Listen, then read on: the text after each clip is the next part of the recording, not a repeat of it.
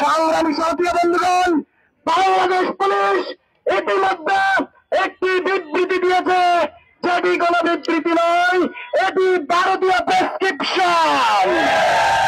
24 উত্তর বাংলাদেশে কোন ভারতীয় প্রেসক্রিপশন চলবে না।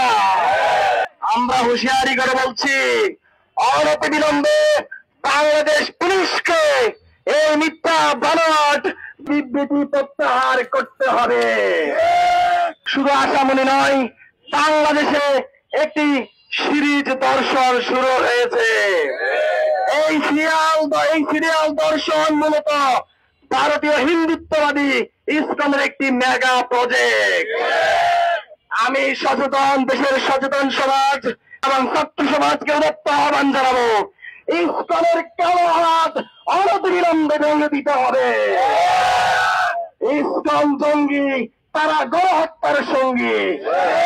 হাসিনাকে ইসকন স্বৈরাচারী বানিয়েছিল, সেটা আমরা ভুলে যাই না।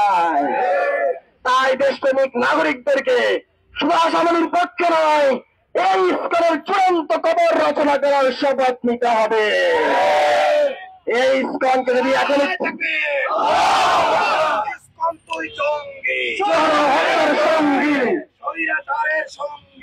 ইসকন তুই জঙ্গি, গণহত্যার সঙ্গী, ইসকন তুই জঙ্গি,